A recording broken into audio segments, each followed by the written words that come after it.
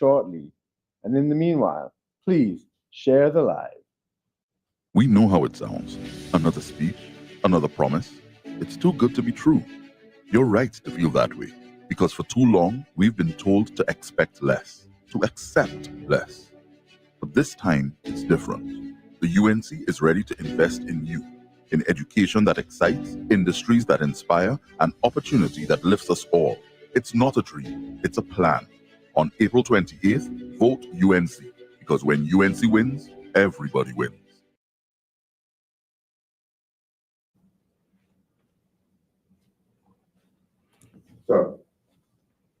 Good afternoon, members of the print and electronic media, to the office of the Leader of the Opposition. Welcome and good afternoon once again.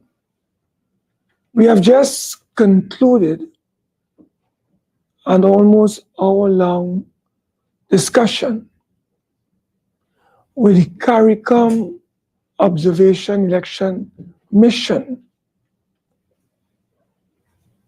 at the office of the Leader of the Opposition. During that particular discussion with this mission, we highlighted a number of issues which will be addressed by our attorney at law, Mr. Daryl Allah. We also took the opportunity to point out to this mission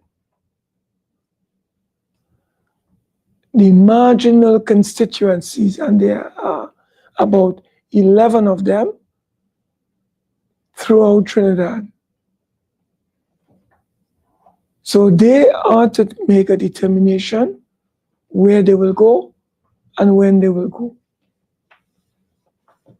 So at this time, I'd like to invite the General Secretary to say a few words, and then we will ask Mr. Daryl Allah to address the issues that we raised with the CARICOM observation election mission during the period we held discussions with them earlier this morning. So can I invite Mr. Peter Kanhai, our General Secretary, to address the media this time. Peter? Thank you, Senator Mark, and good afternoon to the members of the media and the viewing and listening public. As Senator Mark has indicated, we met earlier on with the members of the CARICOM Observer team that is here in Trinidad. I believe they arrived here last night with an election that is due in 6 days. We took this opportunity to meet with them to raise our concerns, because we have been having quite a lot of concerns with the process thus far. I, as General Secretary, have had to write to the EBC on a daily basis, raising concerns and pointing out issues that we are uncovering every day with the EBC. I have in my hand a very thick folder of correspondence between the United National Congress and the EBC. And these issues, our attorney, Mr. Alaha, will go into a bit further with you all. But we just want to alert the population that this general elections have a lot of discrepancies and issues that have been occurring since nomination day and ongoing. In fact, I would have sent out late last night a letter to the Chief Elections Officer, and then again, just before coming to this meeting, I had, of course, to send another one. So I will pass over now to Mr. Alaha, who will go deeper into this situation.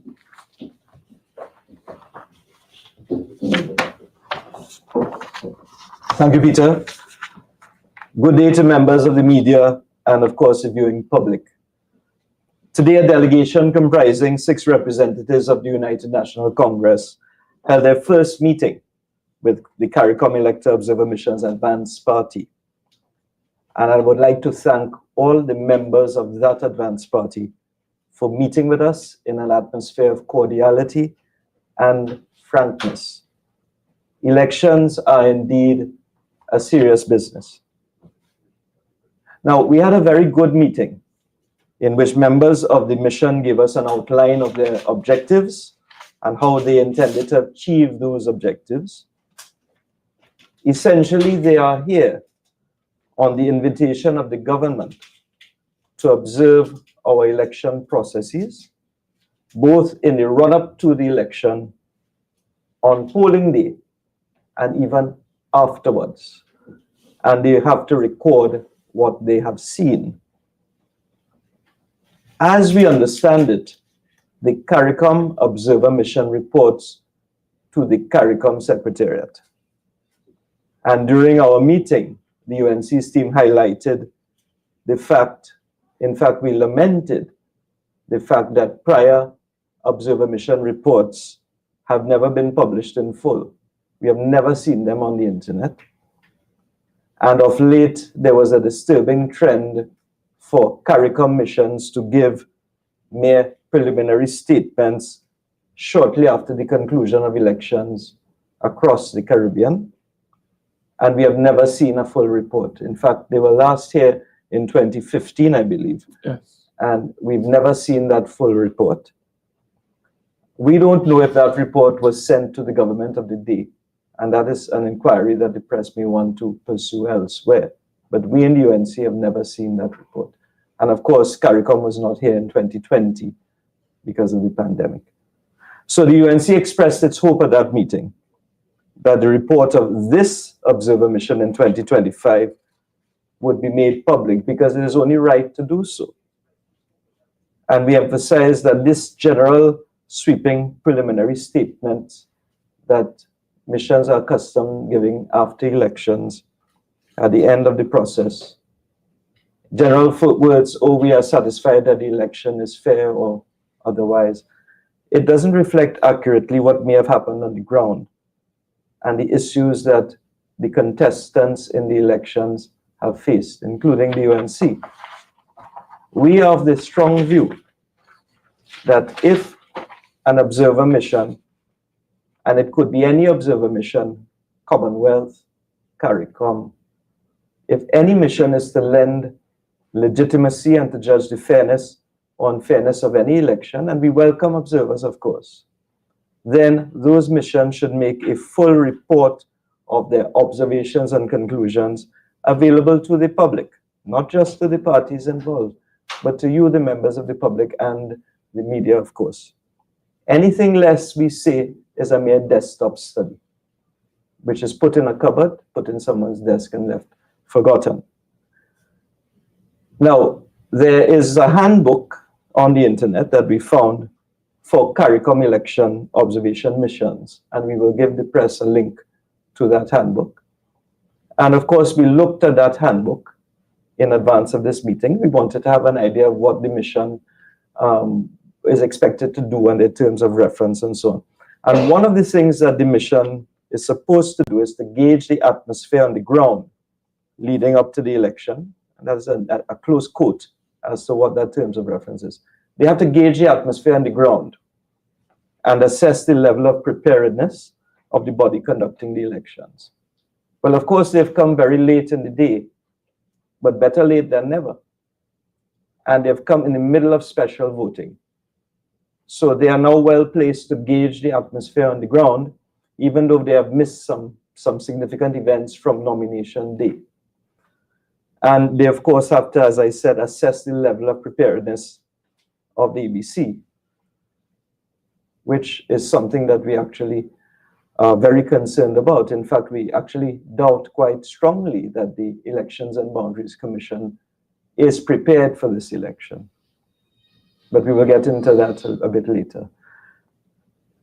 So with that in mind, and for the assistance of the mission, we presented them with a dossier which briefed them on some of the issues that we have experienced since elections were announced. And we also provided some background information And a copy of that dossier would be available, made available, soft copy, I believe, would be made available to all members of the media. That dossier will include copies of all of the letters that we've written to the EBC, all of the responses, and of course, a helpful summary of the things that have happened and the issues that have arisen. And we also feel that in the interest of transparency, that dossier should be placed in the public domain, because elections are conducted, as you know, in the open, and they're public affairs. Similarly, independent observers ought to operate in the open to preserve their independent status, and the public is entitled to know what information the UNC supplied to the observers and what has been discussed, hence the press conference here today. And of course, the UNC would expect other political parties contesting these elections to be as forthright and open as UNC has been and is being with respect to discussions with these foreign observers.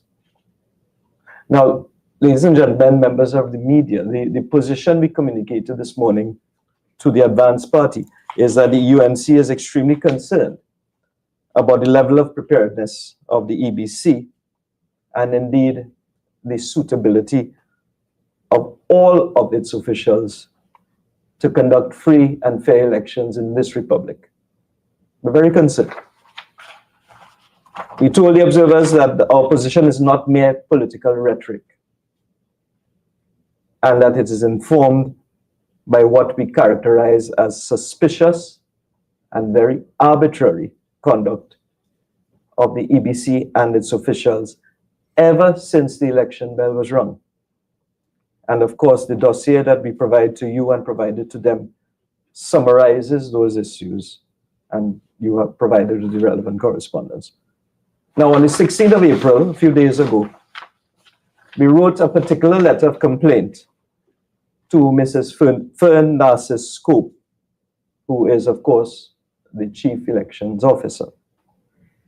You see, ladies and gentlemen, on Saturday, the 12th of April, the UNC was invited to send one representative to each of the EBC's venues in Port of Spain, San Fernando, and Tobago, where to witness the EBC handing over special ballots to the returning officers from those regions.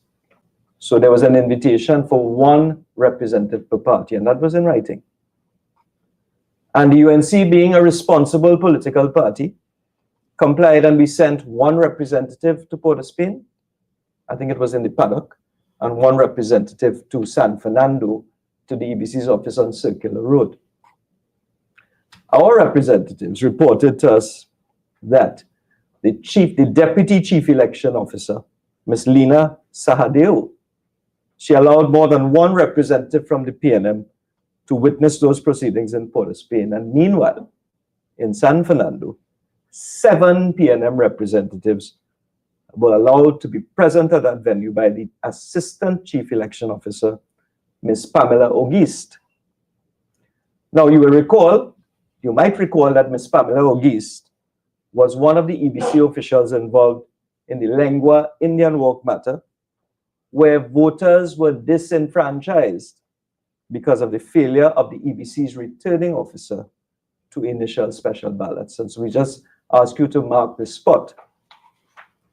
Now, the EBC responded to us when we complained, and the response was watery, with the greatest of respect, to say the least. We got a letter, and we shared a letter with you. We got a letter from Ms. Narcis-Scope on the 18th of April to say that in an effort to maintain what she called fairness and transparency, Ms. Auguste attempted to facilitate all persons attending and made accommodations for PNM attendees, even though it was contrary to what was given in the invitation to all parties. And at the Port of Spain venue, the EBC's explanation was that in the interest of upholding transparency again, the additional representative of the PNM was granted permission to witness these proceedings. Now, I'll give you a little analogy. It's like if I buy a ticket to a fete and only I can enter the fete with a ticket, or you can enter the FET with a one ticket. How would you feel if a man in the line presents a ticket and bring 5 of his friends to enter the FET on one ticket? Even though the rule is that 1 person per ticket. So it cannot be, ladies and gentlemen, one rule for the UNC and another rule for the PNM. It cannot be. And this is shameless on the part of the EBC. Shameless. Ladies and gentlemen, the only transparent thing we say with the greatest respect about the conduct of those EBC officials is that they were biased in favor of the PNM. Because you cannot have an invitation saying you have a representative of one party and then allow the PNM to have more than one representative present. Now, all of this, ladies and gentlemen, was publicized by the UNC. But again, curiously, I haven't seen any of our intellectual commentators or editorials expressing any concern about this behavior. But I would imagine, ladies and gentlemen, that sitting on a fence for long periods of time is very uncomfortable. Now, speaking of conduct on platforms, at the meeting we just concluded, the UNC expressed its concern to the CARICOM mission about statements being made on public platforms. And we will send them certain statements that have been made, which members of the media are very familiar with, made by Mr. Foster Cummings, the PNM candidate for La Hoqueta Talparo, on the 10th of April, 2025, at a PNM political meeting at Signature Hall in Shogunas. We furnished the mission in our dossier and our briefing note with the link to that video on YouTube. Now, at that meeting, Mr. Cummings stated publicly that he said he used the royal we, which we understand to mean the PNM, decided on election night in 2020 to send out the results for UNC polling stations first, before sending out the results from PNM polling stations. And I think that video has gone viral, or a TikTok of those statements has gone viral on the internet. The national community knows of those statements. And we say that those comments by Mr. Cummings should be extremely disturbing to all members of the national community, regardless of their political affiliation. And we understood those comments, and quite a lot of persons on social media understood those comments to mean that the PNM was in control of the release of election results by the EBC from each polling station in 2020. And that is frightening, ladies and gentlemen. That is very frightening. Now, that political meeting at Signature Hall took place on the 10th of April, 2025. And today is what, the 21st? So to date, 22nd, sorry. To date, the EBC has never distanced itself from Mr. Cummings' comments. And those comments have, without any rebuttal from the EBC, we say that those comments have totally undermined the EBC's integrity and the EBC's independence. And they can't stay quiet. The damage has been done already. The EBC's silence is not only deafening, ladies and gentlemen, it is also curious. And this is why, ladies and gentlemen, and members of the national community, we have said, in the UNC, we have said that in no uncertain terms, the Elections and Boundaries Commission is and has always been an extension of the People's National Movement. We've had many issues with them since the start of the election, election process. And since the 3rd of April, 2025 to date, we have written 14 letters to the EBC on various issues, and we have actually added 2 to that since writing this note. So that's about 16 letters that Mr. Kanai has sent out on various issues. I can summarize some of them for you and members of the media. You will have those letters. But in summary, even before nomination day, We have had problems with the returning officers asking for inconsistent information in order to pre-approve nomination forms. And there was absolutely no uniformity in their approach from constituency to constituency. And you will, of course, recall, members of the national community, the incident with our Mr. Padarath, where his vehicle was denied access to the Sport TT compound whilst the PNM's candidate was let through without any problems. Mr. Padarath had a long walk to freedom. But the EBC washed its hands of that incident like Pontius Pilate and said that it was not in charge of that compound, and we do not accept with respect that explanation. Imagine if that compound, ladies and gentlemen, was a polling station on polling day, and a security guard was denying persons access to that compound, even though the EBC was in charge of the polling station. So that explanation does not fly. We have had instances where returning officers are asking for the names of our sub-agents and polling agents even before the statutory deadlines. And when we asked them why, the EBCs explained that they wanted early submission of the names of our sub-agents even before the deadline, because they needed time to prepare advertisements and graphics for the publication of notices in the papers. And they term these things administrative deadlines. Now, as a lawyer, the only deadline I know is the deadlines in law. I don't know anything about administrative deadlines or these arbitrary deadlines that they're giving us. We have deadlines in the election rules, and they are statutory deadlines. The EBC cannot insist we must do something at an earlier arbitrary date for their convenience. And this, with the greatest of respect, is high-handed, illegal, and just plain ridiculous. And there's a reason for that, ladies and gentlemen. Suppose we give the returning officers a list of our officials' names and addresses too early, before the deadline. We have no confidence in the EBC or its officials, and we do not know whether those lists will be shared with other persons who may want to approach our agents and pay them off. It's as simple as that, plain talk, bad manners. And you will agree, ladies and gentlemen, that that possibility is not far-fetched.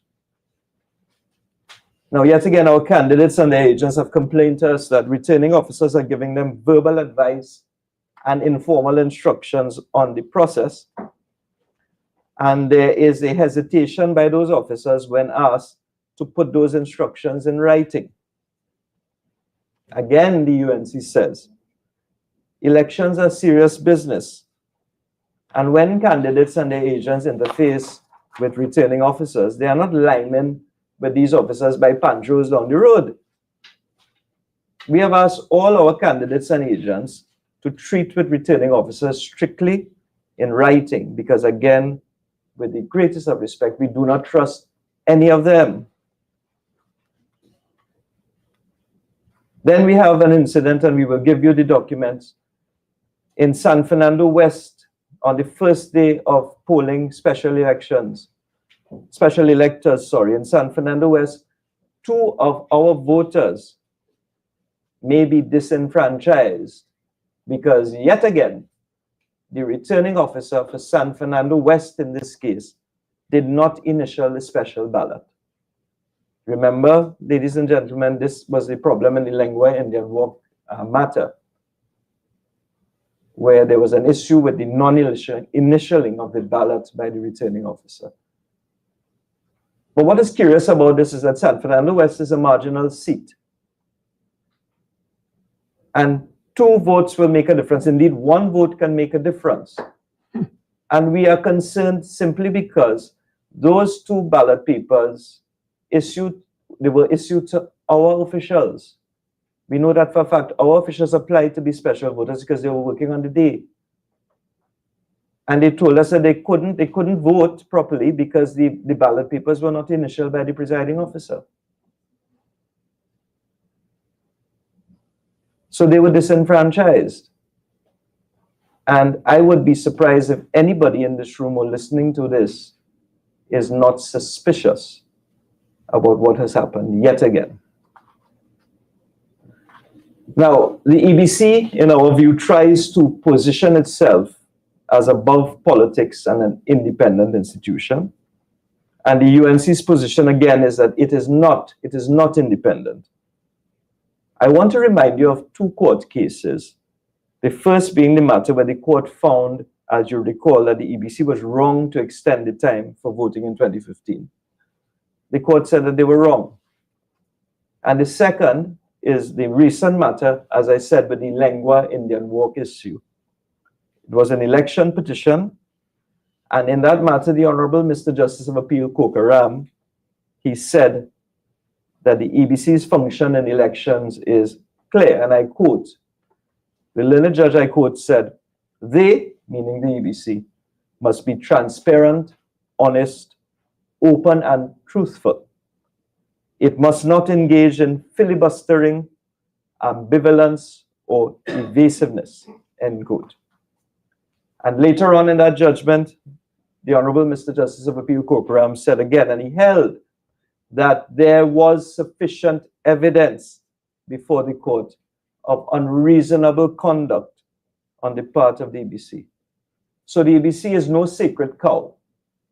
Let us get rid of this post-colonial thing where we are not supposed to criticize so-called independent institutions.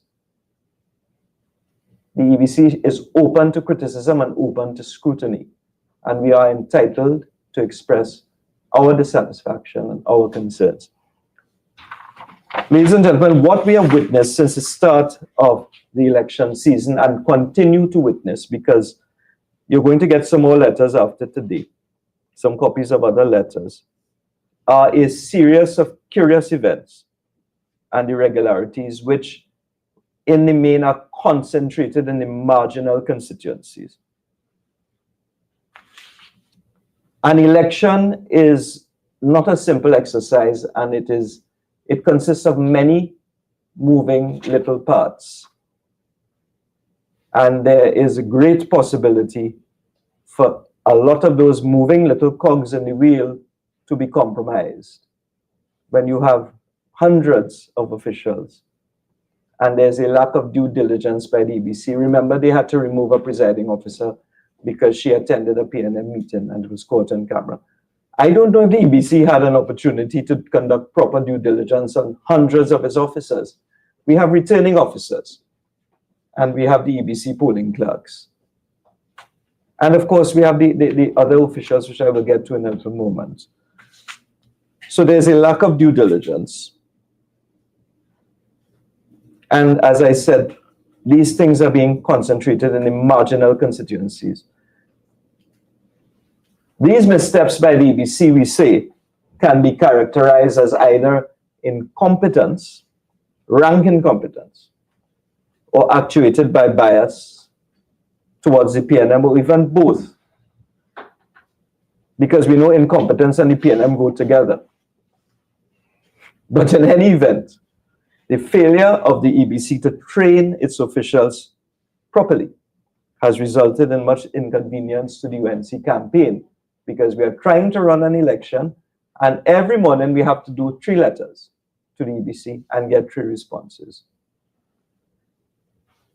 Is it just incompetence, ladies and gentlemen? We find it curious that we have no recorded reports in the public domain, and you can challenge us on this, of the PNM having any issues in this process thus far.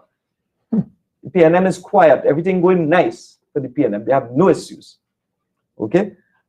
And the UNC, again, as a responsible political party, has a duty to bring these concerns to the attention of the national community and the independent observers. Now, independence is a very curious concept. There must be the appearance of independence and the appearance of neutrality. And if there are questions hanging over the heads of people who are supposed to do their jobs impartially, they must come forward and clear the air. So, ladies and gentlemen, and without casting any aspersions whatsoever I think that it is only right, and we call upon Ms. Fern Narcis Scope, who is the Chief Elections Officer of the EBC, to tell us and to tell the national community, because of the job she holds, to please tell us and be kind enough to say whether she is or was at any time a member of the People's National Movement. Ms. Narcis Scope, were you a member of the PNM or at any time a member of the PNM, either carrying your maiden name Fern Narcis or your married name Fern Narcis Scope, having an address at Carson Field in Chaguanas? We are asking. We're not asking for a friend. We are asking on behalf of the national community. And we feel that you must issue a statement as soon as possible, clearing the air, so that we may consider your response. Not casting aspersions, but the national community needs to know about this. Now, I think in conclusion, that the members of our national community have the common sense. Don't discount that. People have the common sense to understand that PNM bias is at play here.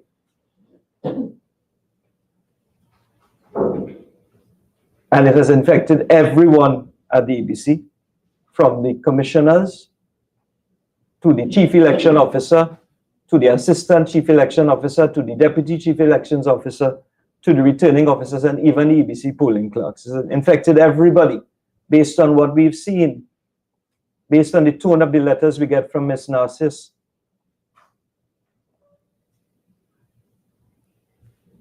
In fact, ladies and gentlemen, dealing with EBC is like inspecting your car at the licensing office. There's delay, there's bullying, there's gruffness, there's incompetence, there's arrogance, and there's arbitrariness. Anything goes, anything goes. Okay? Judging from what has happened over the last few weeks, the UNC is warning the national community that a storm is coming.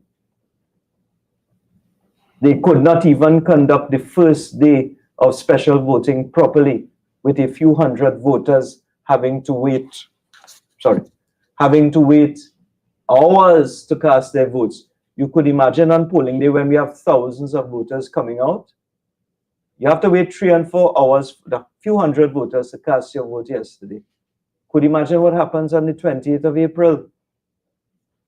And we expect that on polling day, the supporters of the UNC and our campaign will be frustrated, and our supporters will be frustrated from exercising their democratic right by biased EBC officials and operatives of the PNM who are intent on stealing this election from the UNC. Ladies and gentlemen, when the EBC cheats, Trinbago loses. Thank you very much.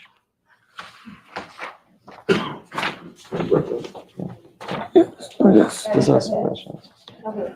I think we have Oh, questions. Yes. I'll be very happy to answer a Yeah. few questions if I can. If I can. Yeah. Okay.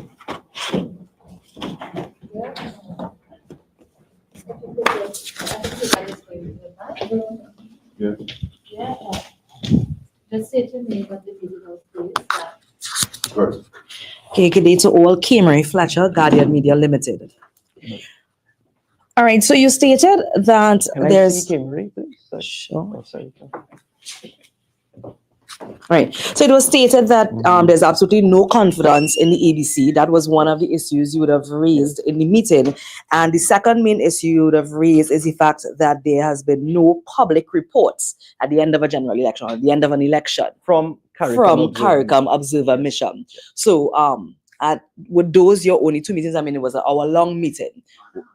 Right? So we just want to identify if there were any other issues. No, we spoke generally about the fact that, first of all, we were happy that they were here. Mhm. It gave us a sense of comfort. But at the same time, we were concerned about whether adequate arrangements were made for them in Trinidad, and they will, of course, answer that. They wanted to get an idea from us, and I suppose from other people, about the lay of the land. So we highlighted what we call, well, to use an American term, the battleground constituencies. We say marginal, battleground, whatever. So we gave them an idea of the battleground constituencies. We gave them an idea of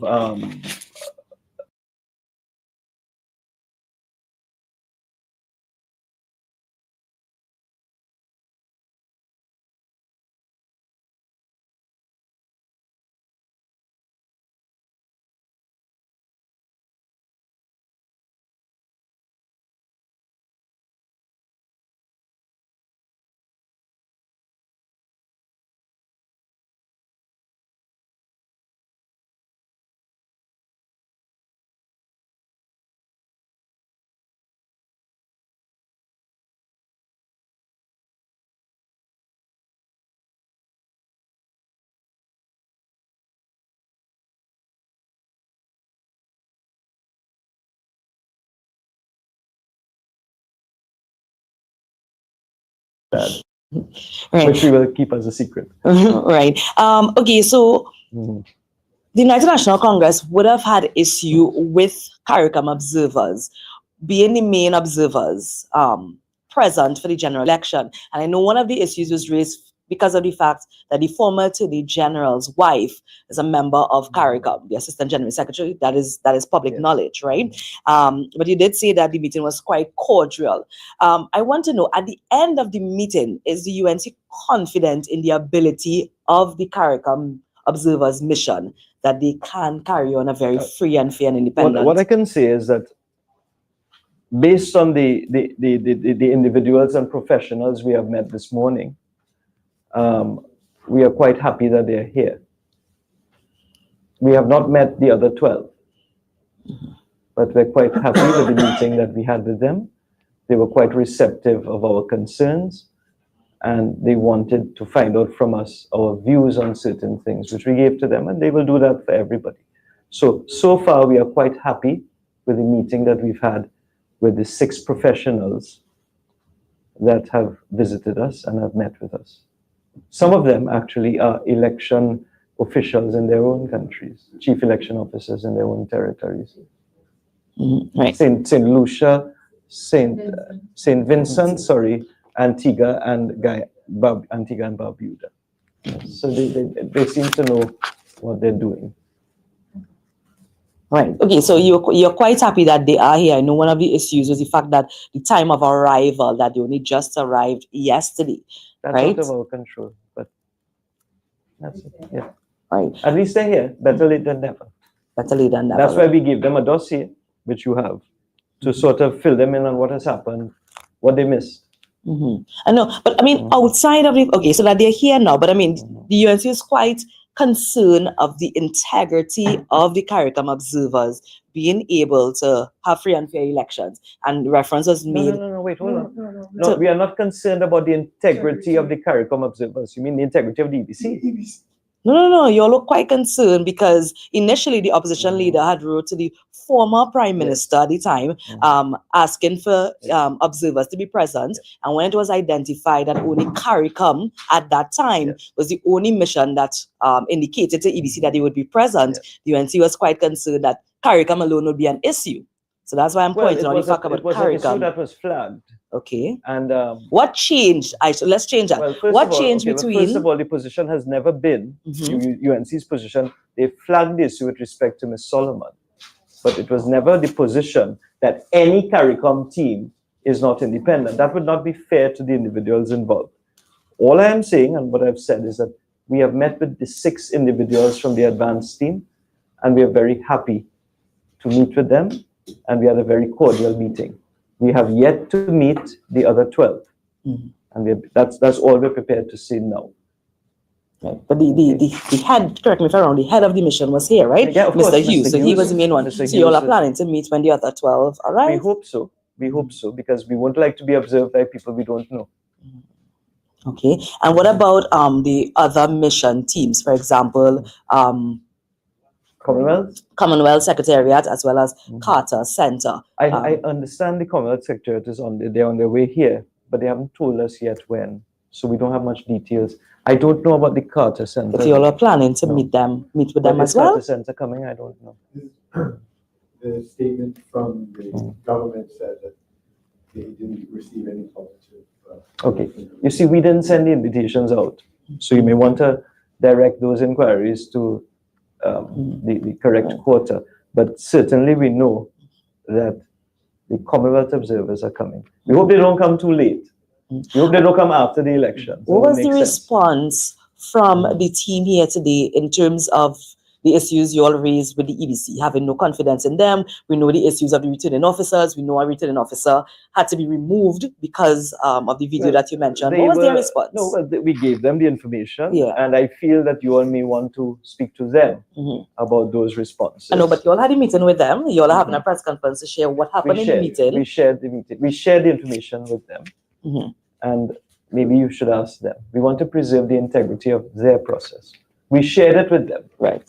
And they will look at it. That's the first time they just came into the country and they met with a barrage and a dossier. Right. So they have to look at it. Okay. So maybe you could ask them. So they share with you that they will be looking at the issues they raised. They've received the information and they have received the information we have given them. And they will consider that information along with information from all other stakeholders. Yes, I think that's fair enough to say. Yeah. Anything else? Anything else? Last question. Yes. No, because I'm very hungry. It's lunchtime. Before we close, Yeah. Before we close, I just want to indicate to the media, based on what my colleague has said. So we need some mic with. Oh, how do you do this? You want to address that first? Sorry. Let me.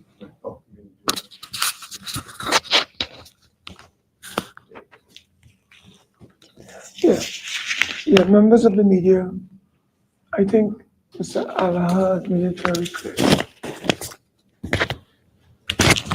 that we are very concerned about the holding of free and fair elections in Trinidad and Tobago. And the institution under the Constitution that is charged with that responsibility, as you outlined, is the Elections and Boundaries Commission.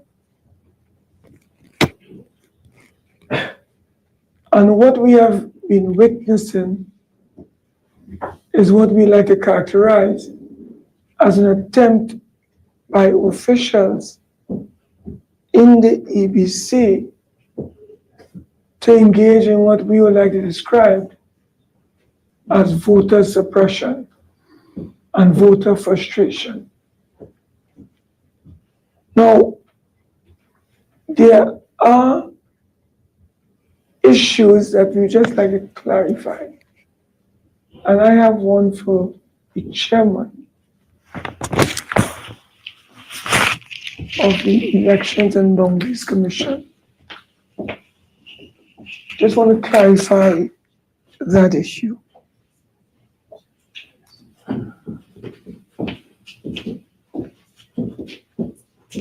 We understand and we are casting no aspersions on the goodly gentleman who I know because I meet whenever we have meetings.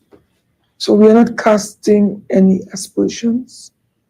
We're just asking on behalf of the citizens of Trinidad and Tobago, of the chairman, Mr. Mark Ramkerry, who we understand recently retired as a partner of the law firm of Fitzwilliam, Stone, Finney Smith, and Morgan. We would like to know, and we'd like him to clarify to the public, for him to disclose to the public the total legal fees received by this particular law firm of which he was a partner for the last 9 years. And I refer to briefs, legal fees from the Northwest Regional Health Authority, other government ministries and state enterprises, as well as from the Elections and Boundaries Commission in the many election petitions. We believe that the national community is owed that disclosure, and it is only right. As I said, we cast no aspersions on the goodly gentleman, but we want clarification and a full disclosure because of his position as chairman of the Elections and Boundaries Commission. And we want that before the polling day, Monday, April the 28th. And the final point I'd like to raise, we got this poll card from a member of the public. The name of this poll card, or the poll card, is sent toward Mr. Devanand Bahal of Bokaro, St. Mary's, in Couva, somewhere in central Trinidad, Bokaro. But this man has been dead since December of 2003. So 22 years later, the EBC is issuing a poll card, and this has gone to the home of a dead man. How many more dead poll cards have been issued by the EBC? This is extremely serious, and we bring it to your attention because we are very, very concerned about the integrity of this election process. And I want to join my partner, my colleague, Mr. Darrell Alaha, to warn this country that a storm is brewing, because we believe that the PNM is working with the EBC to frustrate the will of the people by stealing the next general elections that is due on Monday, April the 28th, 2025. A storm is brewing because any government that uses the Elections and Boundaries Commission, that is supposed to be independent, impartial, and fair, to frustrate, to undermine, to compromise the integrity of the election process, is begging for trouble, and a storm is brewing. And we warn the EBC and we warn the country. Do not frustrate the will of the majority of the people in Trinidad and Tobago. And finally, I want to take this opportunity to wish the Honorable Kamala Prasad Bisesa, our esteemed an illustrious political leader and this country's incoming Prime Minister a happy birthday. Today is her birthday, and we want to celebrate the Honorable Leader as she celebrates her birthday. And we hope that the Lord of the universe continues to richly bless her as she celebrates her birthday. So members of the media, thank you. Unless there's any final question, we say thank you for coming and stay tuned. There's another press conference coming up within the next 48 hours with new information, which we don't want to overload you with today. Not for today. We're coming back on Thursday to provide you with more startling information involving this Elections and Boundaries Commission that is involved in a campaign of voter suppression, voter frustration, in order to steal with the PNM the next general elections in our country. So members of the media, we want to thank you for coming out today, and we want to wish you a very productive evening. Thank you very much, members of the media. Thank you. When UNC wins, everybody wins. When UNC wins, Trinbago wins. Trinbago wins. Everybody wins. Everybody wins. Tell your neighbor, tell your friend, now is the time to rise and shine. Tell your mother, tell your father, now is the time to decide. If you want leaders who can build, place your ex by the rising sun. If you want leaders who can lead properly, place your ex by the rising sun. On election day, vote UNC. One love, one team, one hope, one dream. On election day, vote UNC. One love, one team, one hope, one dream. When UNC wins, everybody wins. When UNC wins, Trinbago wins. Trinbago wins. Everybody wins.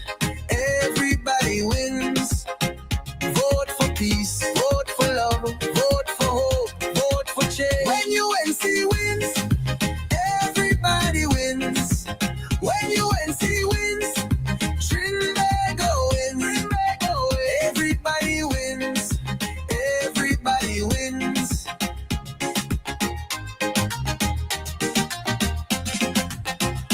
Tell your neighbor, tell your friend, now is the time to rise and shine. Tell your mother, tell your father, now is the time to decide. If you want leaders who can restore hope, place your ex by the rising sun. If you want leaders who lead with love, place your ex by the rising sun. On election day, vote UNC. One love, one team, one hope, one dream. On election day, vote UNC. One love, one team, one hope, one dream. When UNC wins, everybody wins. When UNC wins, Trinbago wins. Trinbago wins. Everybody wins. Everybody wins. Vote for peace. Vote for love. Vote for hope. Vote for change. When UNC wins, everybody wins. When UNC wins, Trinbago wins. Trinbago wins. Everybody wins. Everybody wins.